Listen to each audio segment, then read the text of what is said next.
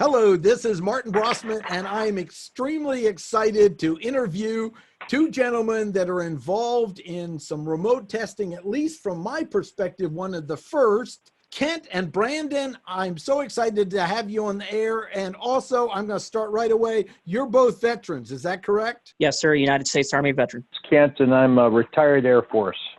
Well, I want to start with thank you for your service, because ham radio is a big advocate, in my view, of appreciating our veterans. So would you just introduce yourself and tell a little bit about your group to start? And then I've got kind of a list of questions I'm going to go through around this. But my goal is remote testing. What is it?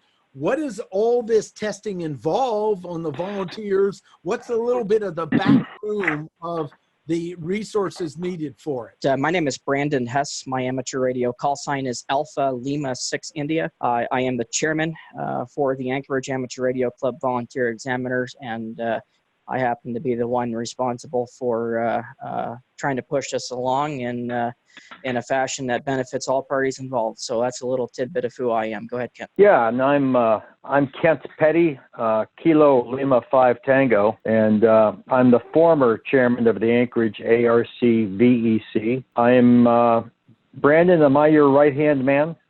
I think that's a good way to put it, or rather a polite way to put it, yes. Thank you.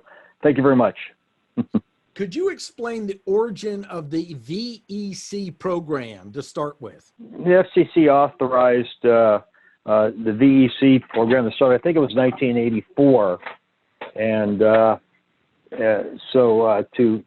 to begin examination testing for other than novice licensees.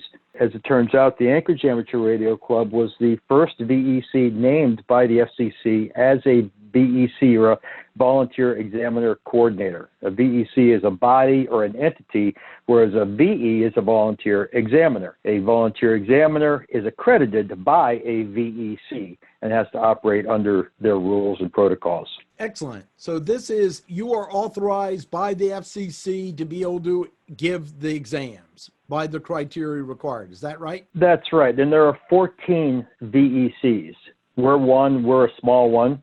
The ARRL is a VEC, W5YI, Laurel, etc. They're all VECs. There are 14 total, and we're all members of the National Conference of Volunteer Examiner Coordinators, the NCVEC, and that body kind of comes together, and the NCVEC builds the question pools for the examination. So all of the VECs have part in this. So we have the NCVEC, we have the VEC, and then the VE. And I've just agreed to be part of a local group. They're going to get me set up as a VE now that I just passed my extra exam. And I told them I'm not doing it until I start mentoring with some of you guys and sit in a room. And that all happened before the world changed.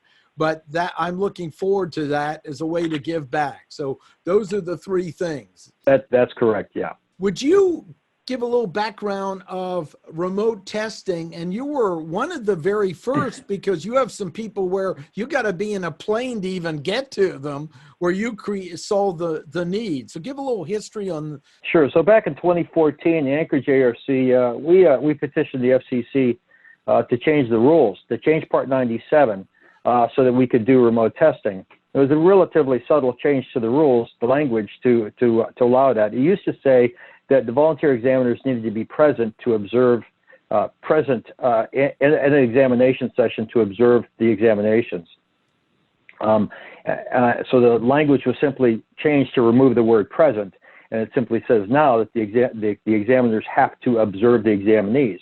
And if you read the report and order on this, it states specifically what the purpose of the language change was for, and that was to indeed allow remote examinations. The FCC went on to say that they were not going to try to tell the VECs how to do remote testing, basically they just said, do it in a responsible way. Excellent. And these are all volunteers.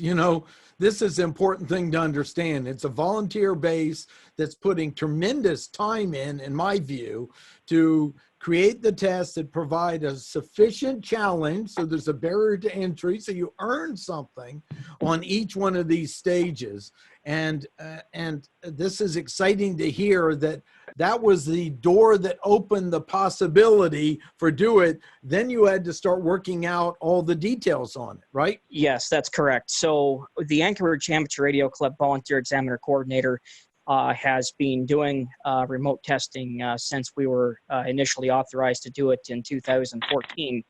And this past, or earlier this year, I had petitioned the Anchorage Amateur Radio Club Board of Directors to expand our remote testing capabilities to areas outside of Alaska. Now, keep in mind, up until February of this year, we were only doing remote testing within the state of Alaska. And a lot of that has to do with the logistics and trying to get a VE team to a particular location.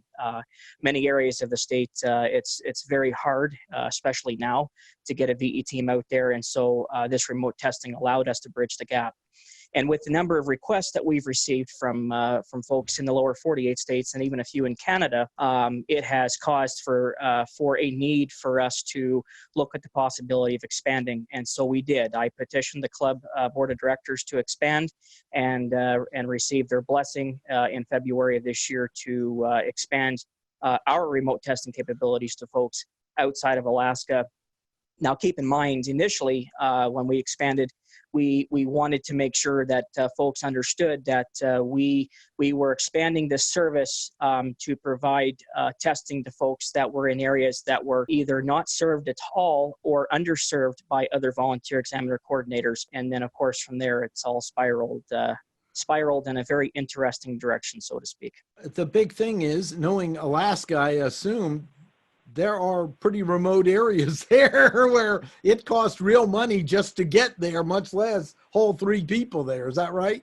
That's correct. It's very expensive to travel to some places in state, and it makes it very interesting. Not only is the cost prohibitive, but also the weather can be your biggest enemy in some of these places. So this remote testing has been a tremendous godsend to us, and we're very grateful to be doing it. I'm a huge advocate of it for 2 main reasons that interest me. One, I went to a university that had a very high percentage of students with some type of disability. They were one of the first colleges to open their doors and have rehab and wheelchair capabilities, which is now common everywhere, St. Andrews University. And the other piece is just my passion and interest of helping veterans, because from my experience, veterans who tend to get highly isolated have the highest risk of having more challenges. And I'm not a veteran. I've never had live bullets come my way, but I did make a trip to Egypt, and just the poverty I saw there with my mother created its own version of mild PTSD for a whole year. And I went, oh my God, what if I was in a war zone? What would be the ripple effect? So those are the things that interest me. And it's also spurred by a gentleman named Randy Hill that was a veteran, helped out with one of our groups, North Carolina Amateur Radio. I said to him, what's your call sign? This guy's in there helping and contributing. He goes, well, I don't have it yet. I was in radio. I'm a disabled veteran. I don't have a vehicle. And the nearest club is like, quite a drive. It was at least $100 by Uber, drive from my house. So when trying to get him in it, and we eventually got a veteran in the area to drive him there, where he passed both technician and general, I went, why aren't we opening this up more with clear criteria? We got to keep the standards up, but make this available. And that's what drove me to find you all and reach out. And you were so kind to take my call and get going with it. So I want to talk a little bit next about the Anchorage remote testing. And would you talk about kind of what's involved with it, the method, the process? Because I know we all have a commitment that no one gets their license that didn't earn it, because we work for it. We know that keeps value in the ham radio. And I think we're all committed to self-policing as part of being a ham operator. Sure. So the process is pretty straightforward. It starts with the examinee who wants to take a remote examination. They apply on their website. And during that application process, they have to identify someone who qualifies as a proctor. And a proctor needs to be someone of standing, a police officer, a teacher, a professor, someone of that nature. And we list the criteria on the website. It could also be a ham radio operator if they're a general class or above. Now, the FCC has stipulated a special provision to us verbally about if a proctor is a ham radio operator, they also need to become credentialed as a volunteer examiner in our program. So we have to go through that step. But at any rate, from the examinee's side, from the applicant side, they apply, they identify a proctor, we reach out to the proctor, we have a proctor agreement and a little training that's done with them, and we vet the proctor. We view the proctors as the linchpins of our program. We believe that we have to have proctors on site to help ensure that we've got the person who is testing is who they say they are, and that the test environment is adequate, and that there's no materials present in the area that the individual could use to help with testing. So that's what the proctor's job is. And we could do some of that with technology, with a lot of cameras, but it's really not scalable, not to do the number of evaluations that we're trying to do. So once the proctor's approved, then the individual is asked to pay the examination fee, because it's not for free. Somebody's got to pay for the tools we use to do the program. They pay the application fee, and then they fill out another document that gives us the information we need to submit to the FCC once the examination is done. We schedule the exam. We schedule a team of volunteer examiners that might be from anywhere in the country. One might be in Alaska, one might be in Texas, one might be in North Carolina. Okay, and we schedule the exam, and we do it. And we run it, and it's web-based, and we get live video feeds, and the video is recorded. The results are immediate, and we're very fortunate in that we're able to submit to the FCC the results almost as soon as the examinations are done. And if it's during the week, an individual can have their call signed in well less than an hour in most instances. So that's kind of the nuts and bolts of it. So the criteria I see is we need at least a computer, we need internet access, we need a webcam, which really all this stuff has come down in cost because I'm running a webcam right off of my laptop.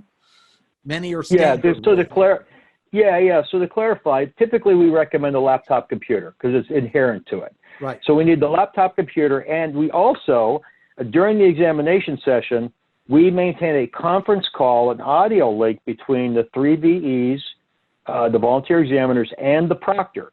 So we have that going on the side as well. So that's always in place. So that's the technology. It's a telephone, a computer, and an internet connection.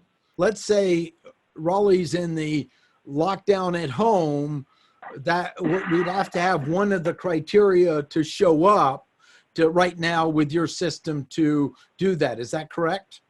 Yeah, we have to have a proctor at the test site. So that's a problem for some folks. So one of the things we stress is that given the COVID-19 situation, and that's why we've opened this up to everyone because of COVID-19, but given the COVID-19 situation, we stress in all of our correspondence to everyone, say, listen, you need to follow COVID-19 precautions as indicated in your local area. Do what they're telling you to do. And number two, the issue about gatherings and numbers of people. We don't know what rules are in place at the current time in any locality, and we advise people, listen, follow your local rules. We don't want anyone violating rules or protocols. Don't break the law. We can cancel, we can reschedule, etc. But we have to have a proctor on site. Right. Right. And so then, and that's the next piece. Good. And then they take the exam, and then once they're done, it's amazing how fast they can get their email that they are now at that level. We had yes. And you know, we have had some milestones here. The other day, Brandon can attest to it. We had our first zero to hero. An individual who walked in had no license, and he walked out. He took 3 exams, no retries, and he walked out as an extra. We typically see a few of those in a year, and those are extra special people. Yeah, I'm not one of those. I was like, I made a video about failing my first extra exam, and on this, my goal was I'm going to take it 3 times and then regroup.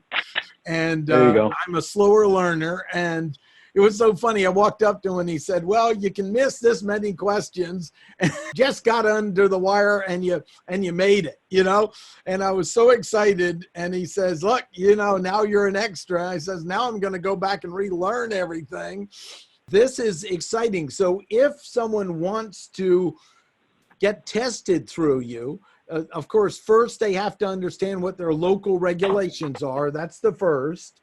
And second, what's the next step they should do to find out about what's going on with you? And I'll put links below in the video as well. Yeah, so if a person wants to find out more information, the easiest page we can give them a link to would be they can go to their browser and go to Kilo Lima 7 alpha/alpha.org/Victor Echo Charlie. That's KL7AA.org/VEC.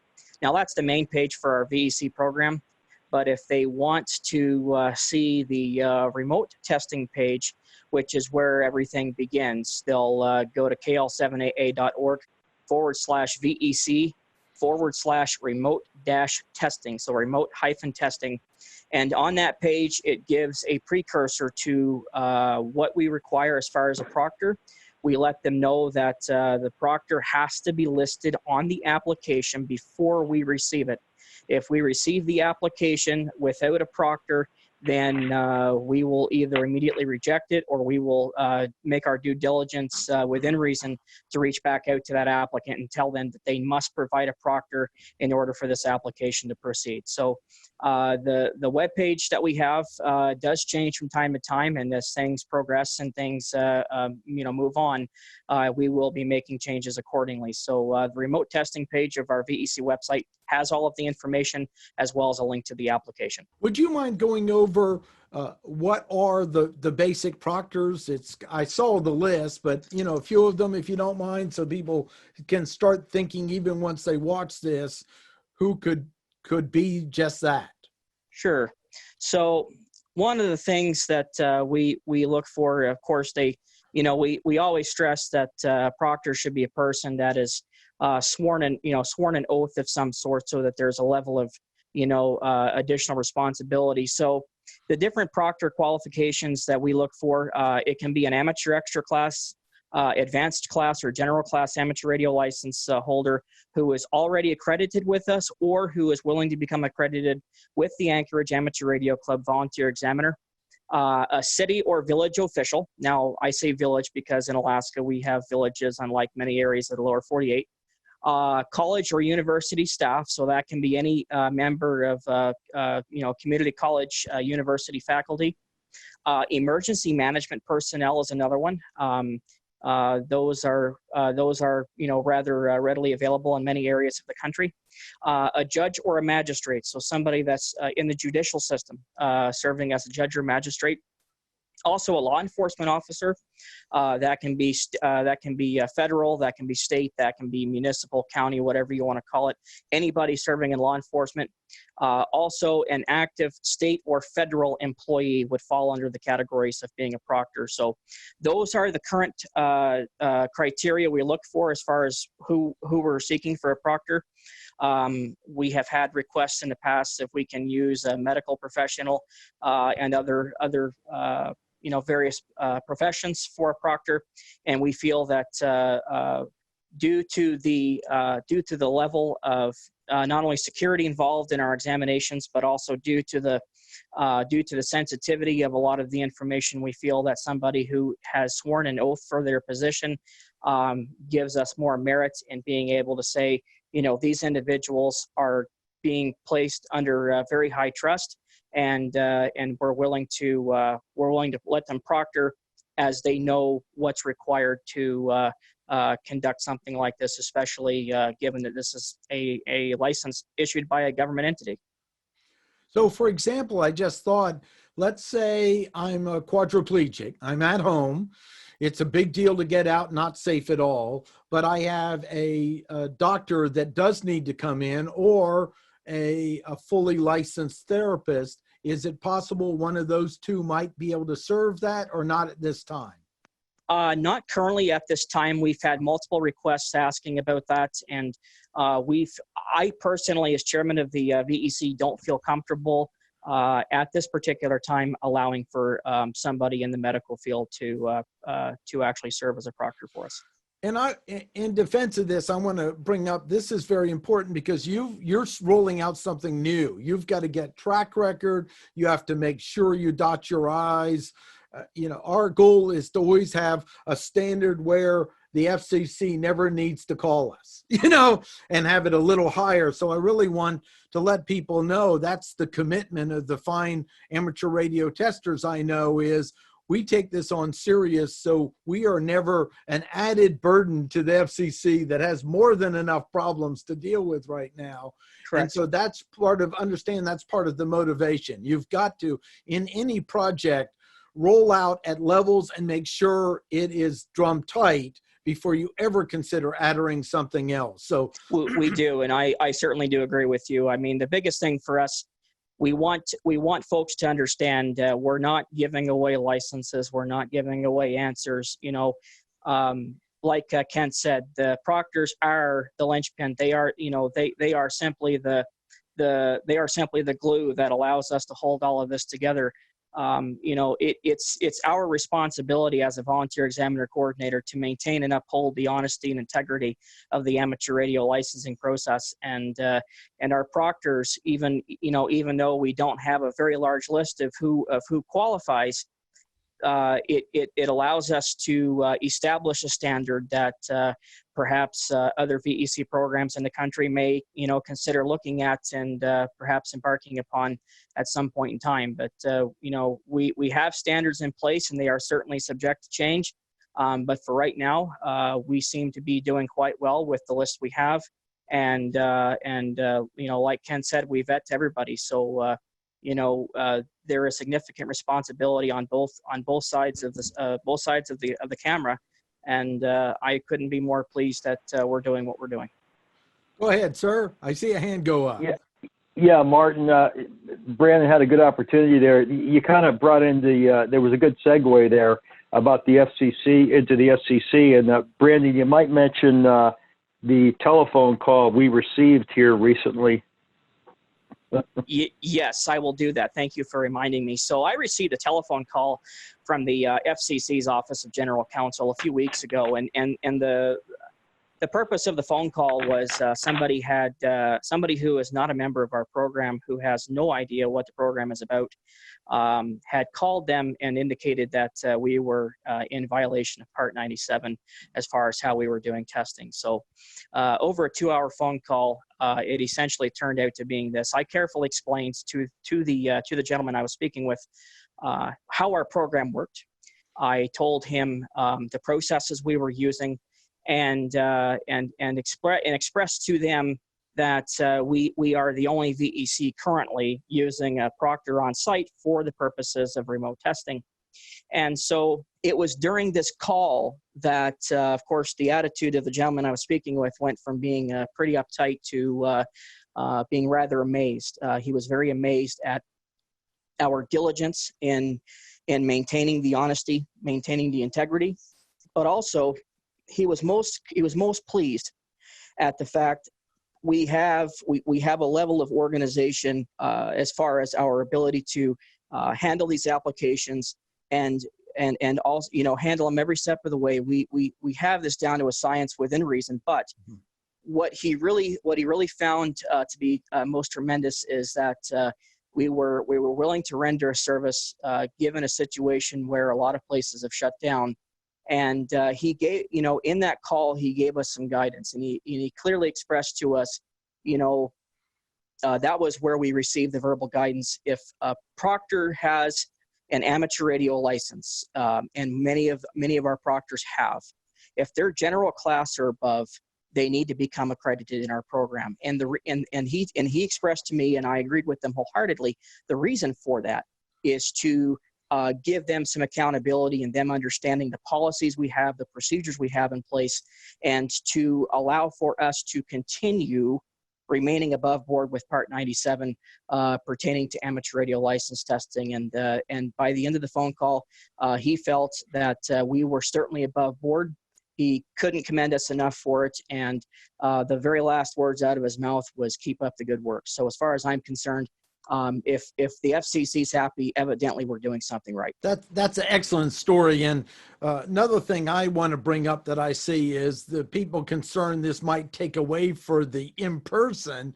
And I just want to say it's real clear it actually will add more to it, because it's a lot easier, if I could, to just drive to room B at 10 o'clock in the morning and take a test than jump through the hoops for yours. So this I see as a wonderful complement to the in-person testing once we're opened up and can do it, because it's going to create they know people that really can't easily get there. Someone could get to them, but they can't.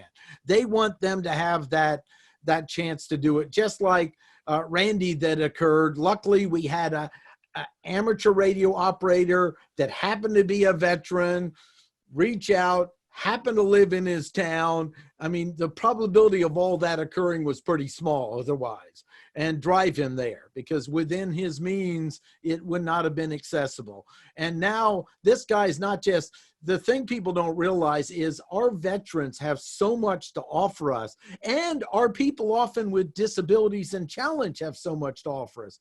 You know, the leader of the repeaters in the entire Raleigh area is blind. You know, the reason we have repeaters here, you know, he's a contributor, and people want to contribute, and they have so much to offer. So I view it not as us giving back to the veterans, but opening up the door for them to give their gifts to us. And that's one of the things I think so great about what you're doing here. Yeah, I think you know, this is certainly I would call it a labor of love more than anything else. But at the end of the day, you know, it's a very unique opportunity, not only for us to maintain our remote testing program, but it allows for us to fix any kinks that we may find in the process. It allows us to really fine tune the procedures that we have. And I think the key selling point in all of this is, at one time, for remote testing, we were mailing out printed examination kits to our sites. And, you know, that became very cumbersome, not only between the postage, but also, you know, getting getting the kits to and from. And when we implemented the computerized or the online examination platform, this opened up a tremendous realm of opportunity for us, not just for in-person examinations, but ultimately we discovered that this could be implemented using a remote in a remote environment as well. And so far we've capitalized on that, and I'm almost certain I speak for most all of the people that have tested through us so far remotely, but they seem to be very happy about it. They seem to be very pleased with the system, and seem to really enjoy having utilized our services to get their test done remotely. They have nothing but good things to say about it. Would you talk a little bit about the software? Yeah, so, well, I think we're all busy, so we decided that it was probably not the best idea to take a bunch of time and try to reinvent the wheel. And we did quite extensive research, and to find a platform that might work best for us, an existing vendor that could provide a product that would work for what we're trying to do. And we located such a vendor. So, you know, it's a commercially available product. There's lots of vendors out there that provide this sort of service, if you will. We just had to figure out a way to make it work for us. So I wouldn't pretend to say that one is better than the other. I don't know if ours is really the best one to be using for this, but this is what we've invested in. And we have to learn how to take the questions from the question pool and bring them into the testing platform in such a way that it will render examinations in the proper way, because questions have to be pulled from certain groups and et cetera, et cetera. It has to be done right. Now, it's been nice, though, not having to generate hard copy or printed exams. And that the interesting point about this, just like many people take sample exams online, no two exams are ever alike, right? All of our exams are one-time use. One-time use exams. Never will the same examination be rendered twice. So that's something, as far as security goes and whatnot, we don't have to worry about that sort of thing. And we're ready for the new extra poll to go online in July. We've already got everything in and ready to go and tested it. So the new question pool is ready to go. We just turn one question pool off and turn another question pool on, and we're off to the races. So it's pretty easy. Excellent. Yeah. So several things. You had to vet the software, make sure it's stable and secure, make sure that you are pulling those in the proper way to not have a pattern exist that's easily to hack or anything like that. And then make sure it works over the remote access system. Am I kind of hitting just, I want them to know how much work went into just making this possible, because people somehow, we come in a world where we think in the commercial world, they have lots of money behind them. And this is volunteer. Like my friend said, someone was upset they got on the repeater and it didn't work perfect. And you go, look, there's some guy volunteering, climbing a tower somewhere, and someone volunteering the equipment, and, talking to his family, can he buy the upgrade to donate to it? And this is the same thing here as well. No, that's right. And, a lot of work going into this, and of course we have to pay for access to this system. So that's, as you know, we're allowed to charge for examinations to recoup the cost of running the program, basically. So that's what the purpose of the fee is. So we take care of that as well. So, but that being said, there's a lot of time involved and there's no compensation for the time. So, but, I have to tell you, and I know Brandon will attest to this, and I know that anyone who's a volunteer examiner, I don't care what program you're in, there's a tremendous amount of satisfaction that comes from doing this work. To see someone take that examination and you grade it, or in our case, the system grades it immediately, but you're able to tell them, hey, turn on the speaker, have the proctor turn on the speaker on their telephone so we can communicate with the examinee and say, hey, you should have studied harder. You only scored 96%. Are you ready to try the next exam? And you hear the elation from them on the other side. It's just wonderful. It's just very rewarding. So money can't buy that. And I think if you're doing this and you don't get that feeling from people, and also at the same time, if you don't feel for them when they don't quite make it or they're having a tough time, if you don't have that emotional attachment to it, I think you're probably not. I don't know. For me, it's important. I'm just saying. So, well, I'm with it. I mean, the gift I got being able to be a catalyst for Randy, that I met on one of my journeys back from North Carolina. This guy looks like he was born to be in radio. Two generations, a veteran without mobility. He had his ICOM hat on, and it was so delightful when I met him in his parking lot driving home. He goes, I earned this. It was okay to not be a ham yet and earn his gap. He was so impeccable to honor the rules, and to see him get on, and now he's talking to people all over the world on Echolink. There's another ham that donated a handheld radio for him. He's starting to learn how to use. This is extraordinary. And then also his fiance was in the background of a Zoom, and you could see she's excited to see he's got a hobby he can give back to and help. I'm with you. Part of the gift is the gift of us helping others. Exactly. You know, I tell my kids this. I think, and well, anybody, and I truly believe this is not. I don't think this is an original thought, but I personally believe that people derive their greatest joys in life from helping others, and that's what we're trying to do here. So, in a way, it's selfish because we feel good about helping others, right? Right. But I'm with you. It's a good thing. It's a good thing, and so. I'm with you. Yeah. Any other stories you'd like to share about it? You know, obviously want to honor confidentiality. You have to use names, but anything else come to mind that you'd like to share on this? Well, I have a couple of things, Brandon. One, I should mention our former chairman, Mr. Jim Wiley, KL5T. Jim passed away, I think it was in January this year after he, kind of a long illness, but, and I worked with Jim for many years on the volunteer examiner program. And Jim Wiley has a lot to do with where we're at, on the volunteer examiner program overall. And, he is the guy that made, remote testing happen, as well as a number of other things, changes to Part 97. So I just want a little shout out to Jim there. Excellent. Anything else? Well, you know, we had one yesterday. Just amazing things you see. We did an examination for a Marine, senior NCO stationed at San Angelo, Texas, at Goodfellow Air Force Base.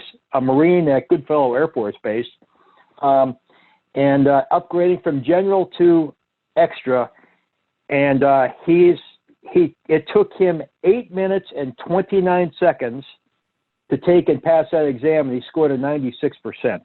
Wow. He was downright scary.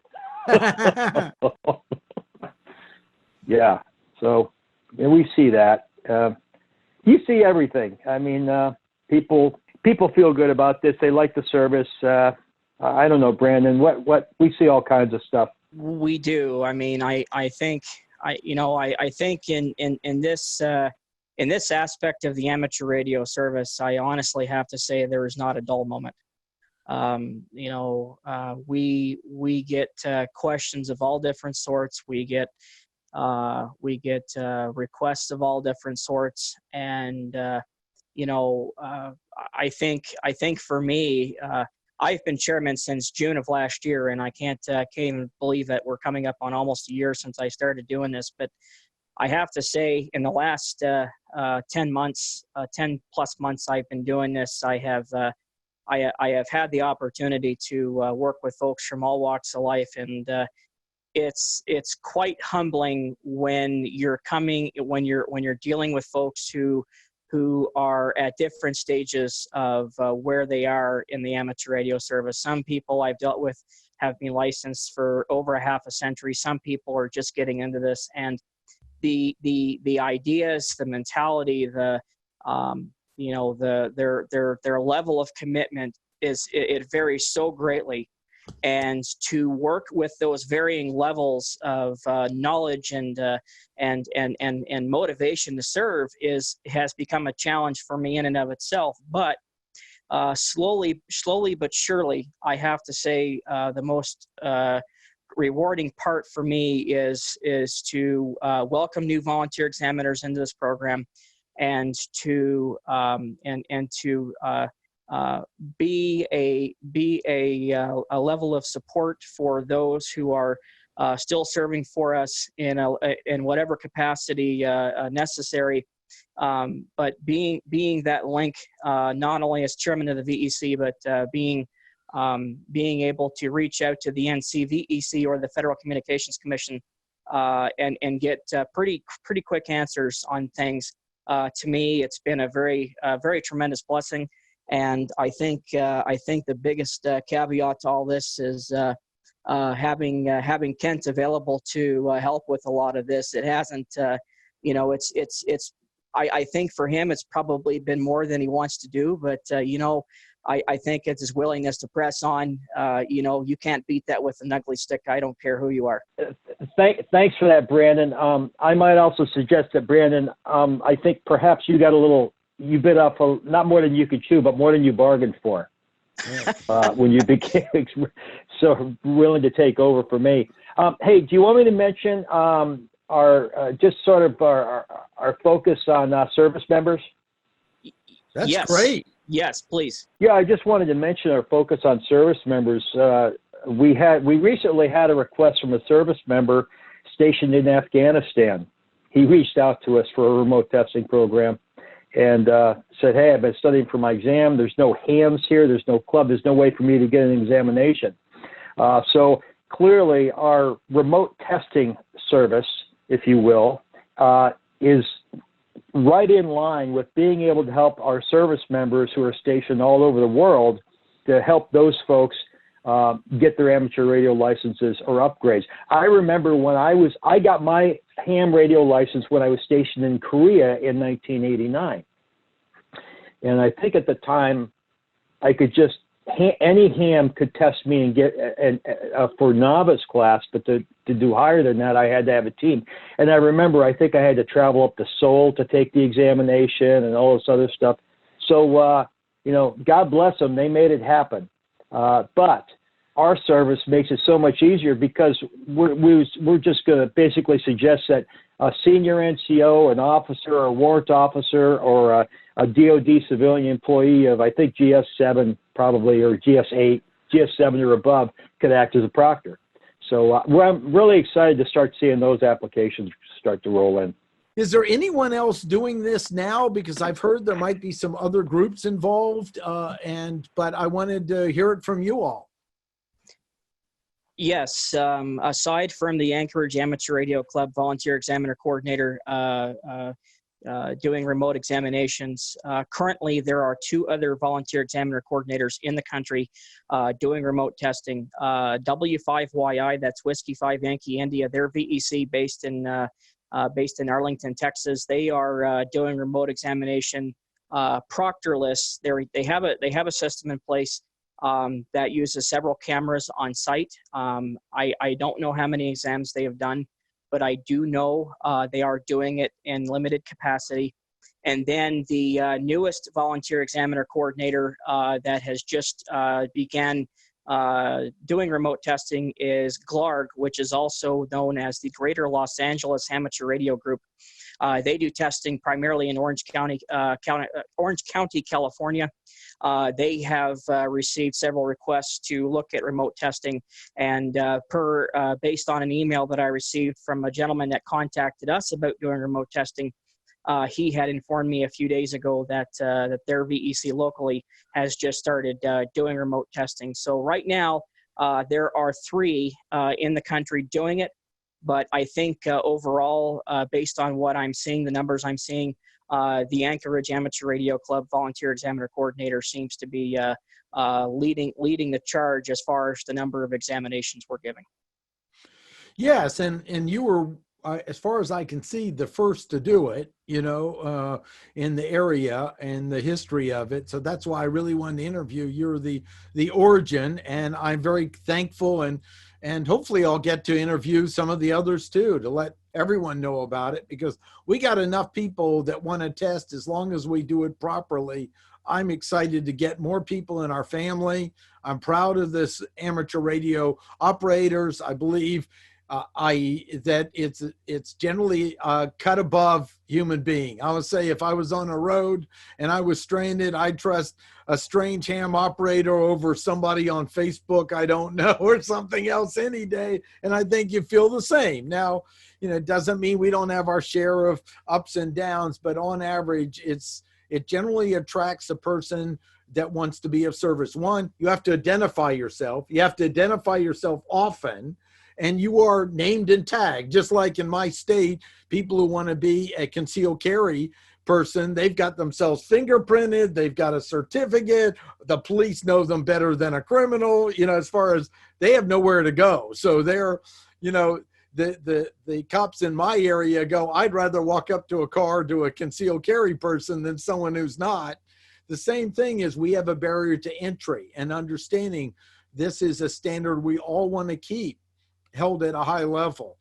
Last question I have is, how can people give back to you? What are ways they can help you? Can they join your club remotely as a way to just support the group? What are some of the different ways they can help you all out? That's a great question.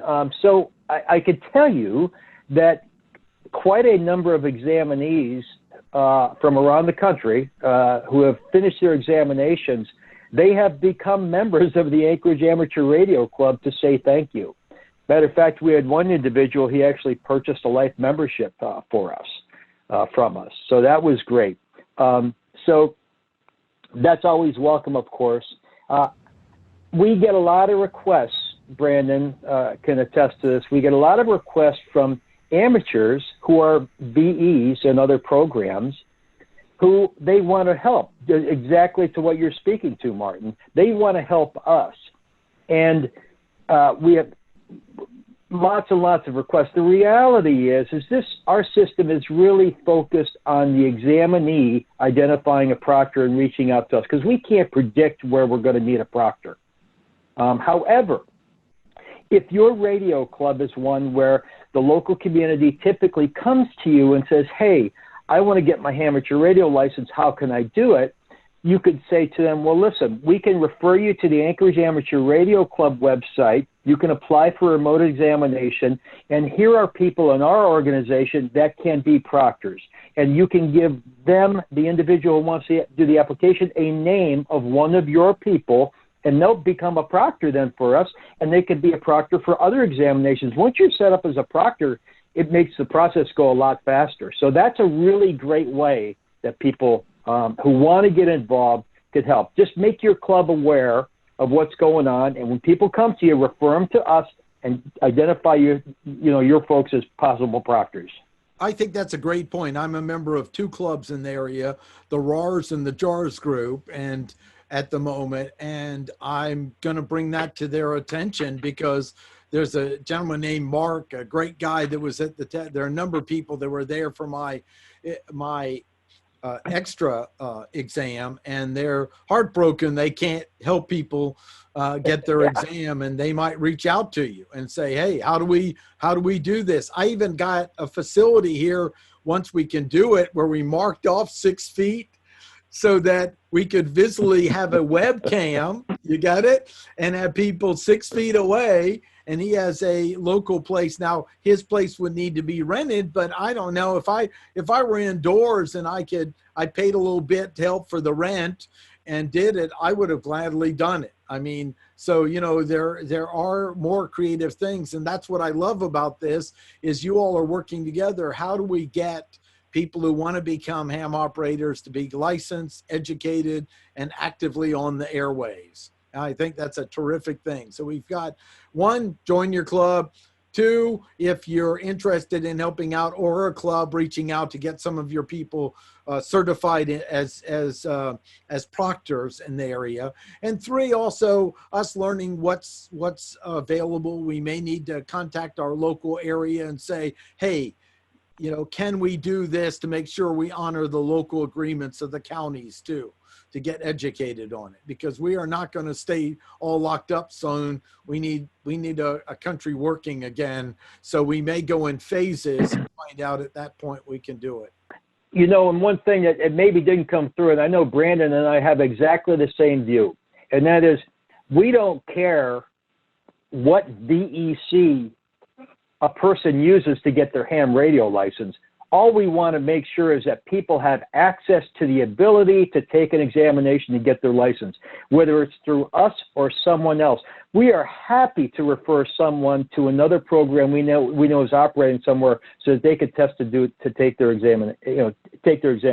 So that's something that's important. And I think you heard it with Brandon referring to other entities that were doing remote testing. We hope that they're very successful because, quite frankly, this is a big load, and we can use all the help we can get. I said I agree to that 110% because it is there is a lot of effort involved in making this happen, and if other VEC programs can come up with something that allows them to maintain the integrity of the remote examination process, by all means, I would encourage them to do it, and it would certainly give more options to folks out there that want to get their license.